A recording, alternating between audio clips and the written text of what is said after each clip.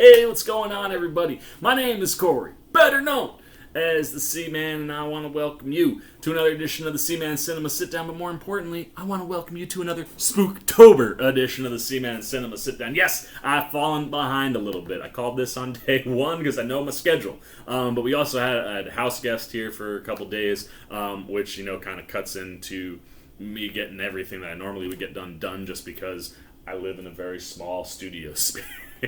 and I had to play host a little bit, but I had a great time. Hope they did too. Now we are guest free, so it's time to get caught back up. As I sit here at my desk, it is 10/6, and we got October 3rd, 4th, and 5th to jump back into and get caught up on. So let's not waste any more time. Why don't you pull up a chair, take a seat? We're getting ready to dive in. The Scary Movie, and I just say dive in because this is a movie that dropped in 2000, so it's possible I might spoil some things here and there. But I am a bit of a completionist, and if I've never reviewed a movie before, I do tend to like to keep it spoiler free. So I will try for the few people out in the world that haven't seen the movie before or ever heard me talk about it. We will stick to that kind of spoiler free format. I'm going to drop some spoilers here and there, man, because this is one of my all-time faves. I am a massive Wayans Bros fan. I mean, you want to talk about, like, a show that anytime it was on, I was sitting down and watching it. It was the Wayans Brothers, man. Sean and Marlon are two of my favorites. They're so funny. They're so talented. I've pretty much loved everything that they've done. And much like Ray, Sean's character in Scary Movie, it pained me that they never got a final episode for the Wayans Brothers. But it did open the door for them to do things like this and all the other movies that they ended up running and doing following the Wayans Brothers. And I gotta give a shout out to my boy Ryan, who, when I asked for recommendations or suggestions for this year's Spooktober, threw this sort of out there. He was hoping we'd go down the Scary 3 route. That's his favorite.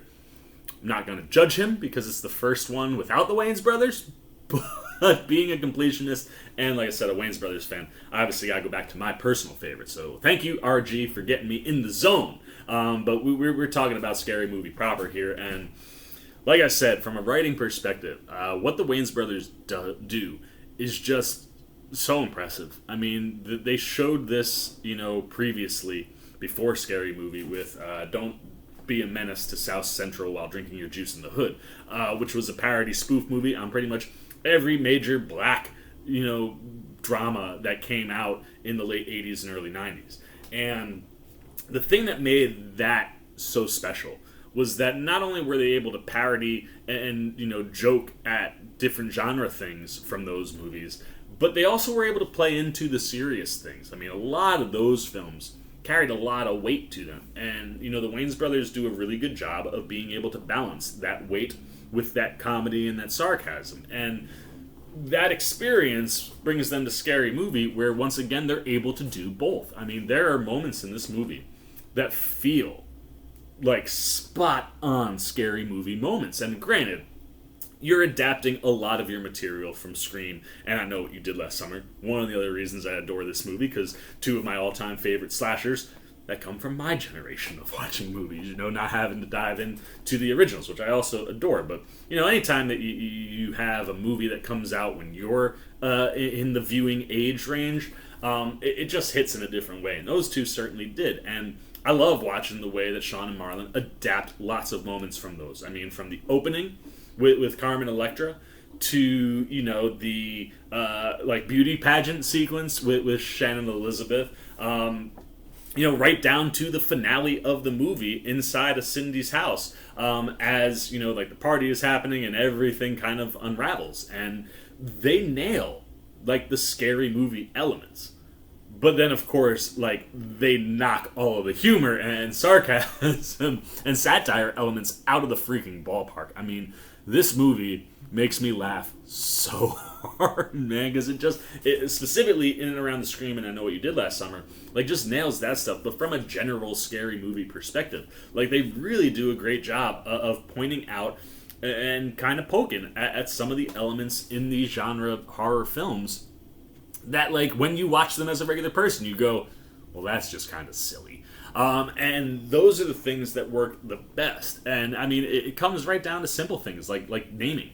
The fact that Carmen Electra who is portraying Drew Barrymore's character from Scream in that opening, is named Drew, is genius. Same with Shannon Elizabeth's character being named Buffy, as she kind of portrays the Sarah Michelle Gellar character from I Know What You Did Last Summer, specifically during that pageant sequence. And that is just clever because, in case you don't know, Sarah Michelle Gellar played Buffy the Vampire Slayer. And you even get it with, Anna Faris's Cindy. Sydney was the Neve Campbell name in the first Scream. And Cindy, while not the same, it's so close that so many times in the movie you'll actually think that they are saying Sydney. But all of that stuff works. Even getting down to, Officer Doofy instead of Dewey. All of those things just work really well, and it's the stuff that makes this movie pop. And from a behind the camera, scenario, you got their brother, Keenan Ivory Wayans, directing here, and, very much like they are at balancing out things in the writing realm, Keenan really does have a good eye for readapting this material from some of the horror movies that it does and making the camera movements and the set design and everything else that's going on in the filmmaking both feel perfect for a satire comedy, but also really does hit the horror moments. There are sequences in this movie, man, you can just trim out. And if you showed it to a person, you'd be like, yeah, man, doesn't this look like a good, scary movie? And I think Keenan does a really good job behind the camera of understanding the things that make scary movies scary, but also, knowing how to enhance the humor and the satire that his brothers are providing on the script side. And then you got a stellar cast here. For a 2000 comedy, you've got some real heavy hitters. And I love whether it's getting a celebrity to jump in like Carmen Electra, to give you a bit of a cameo. Or bringing one of the biggest female names at the time, and Shannon Elizabeth, in. That is a woman who, ironically, was not in any of those scary movies at the time, but probably should have been, considering who she was in and around, teen-type films. And she's fantastic. I love what she does with Buffy. Specifically, very much like her counterpart Anna Faris, the way that she's able to juggle the humor and satire and the serious stuff. And her satire kicks are a little bit stronger than Anna Faris's are. But I go back to that beauty pageant sequence where she's freaking out as she's watching her boyfriend get murdered. Spoilers in case you haven't seen I Know What You Did Last Summer. And she leans into it. But the satire that is built around that serious dramatic performance is the fact that she said that she was going to perform a monologue from a play or something, and then people just think that this is something that she made up and she's just acting.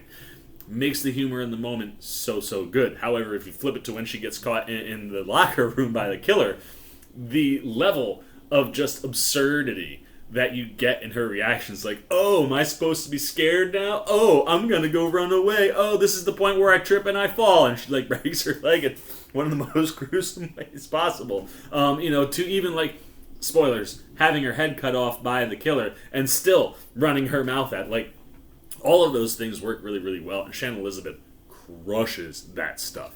Then her counterpart, as I said, Anna Faris, also really good at handling that kind of combination. Some of the sequences where she's being chased or where she is being legitimately kind of, semi-tortured by these killers, or at least mentally tortured by these killers. She plays that stuff really, really well.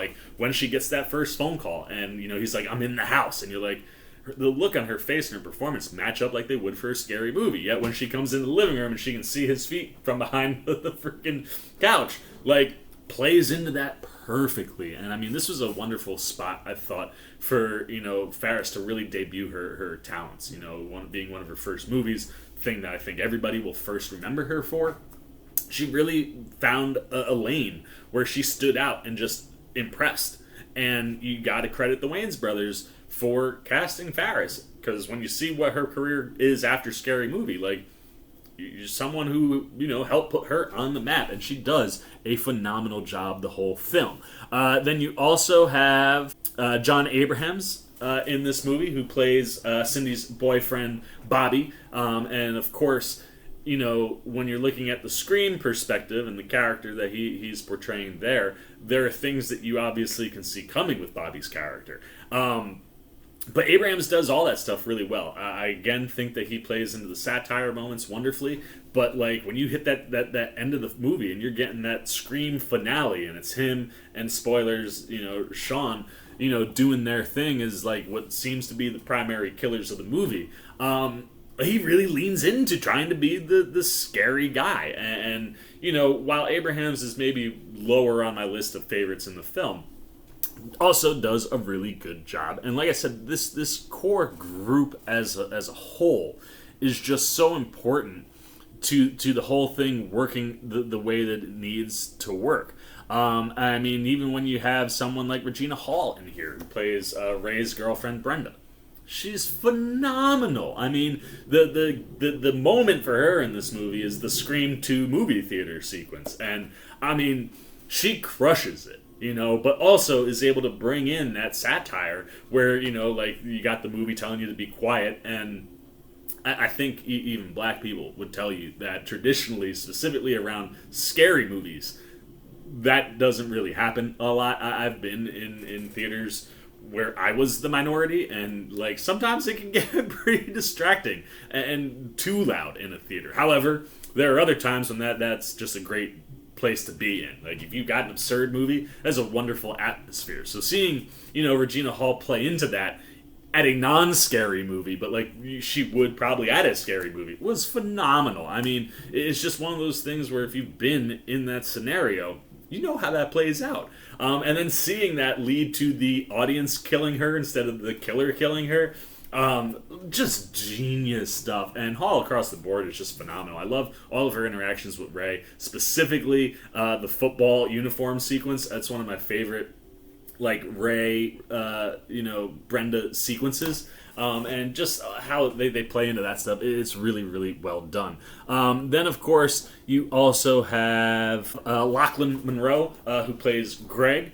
This is a face that is very familiar from this time period, and Monroe really plays the a-hole perfectly, like so perfectly. The casting across the board in this one is so good, and I love getting to see him play that character, specifically when you reenact the "I know what you did last summer" moment. Like those moments for him where he can just go full outrage mode, and then you build in all the little character things that are attached to him, and I mean little things. Brilliant stuff, and Monroe really plays well into it. And then, of course, you have the Wayans brothers themselves. I think Sean does an excellent job as Ray. While I do adore this movie, pretty much start to finish, and it still holds up quite well. There are definitely some elements of the film that might not work as well nowadays. Some of the stuff in and around Ray might not. Certainly, I think things like Miss Man and even Monroe, like violently choking and then beating the crap out of Cindy. Things that probably wouldn't fly nowadays. But that aside, I mean, the performance that, Shawn Wayans gives you is just so good. Like, he's so charismatic, he's so charming. Those are all the things that have always made Shawn really good on screen. But the way that he leans into it, it's just hysterical, and it's a twist on, like, the pretty boy jock that you don't really see. And in all honesty, there are definitely some movies out there where that jock guy could very much be like Ray. I just think Shawn, he works very well on screen, specifically when it's a Wayans Brothers comedy. And then, for me, always the standout and the star and my favorite is Marlon. I have been a diehard Marlon fan. I mean, it doesn't shock me that he's had a stronger movie career than his brothers, and that, he's the goofy guy. Like, he's the one that I was always able to most relate to when I was watching the Wayans brothers, because I'm that guy, I'm a total goofball. And his representation of Shorty in this movie is so good. I mean, he's the funniest thing in the film. I mean, whether it's him doing the Budweiser, what up, or getting shot in the lung and then proceeding to smoke the smoke coming out of his lung. Like, he plays the traditional horror stoner perfectly. And the choices that he makes for the performance, from his laugh to just who Shorty is as a character, is so well done here. And then he just really, like, when you get to Scary Movie 2, you really see him take what he does here and elevate it again. And Shorty is just a lot of fun, mostly because He is out of it all the time because he's stoned, and it allows him to have some wonderful back and forths with the killer. I mean, besides the what's up, bit, the killer rap section is one of my favorites, and like the fact that you see like the killer kill everybody as he's rapping in the room but Shorty, and Shorty's like, yo, that was like the most fire bars I've ever seen. Like, just love it. And then even when you get into the actual ghost character who plays our killer, they utilize him so well. I mean, from hiding in the house and being on the phone to going after people to falling down constantly. Like, there are so many good moments throughout the whole movie for the killer in the ghost costume.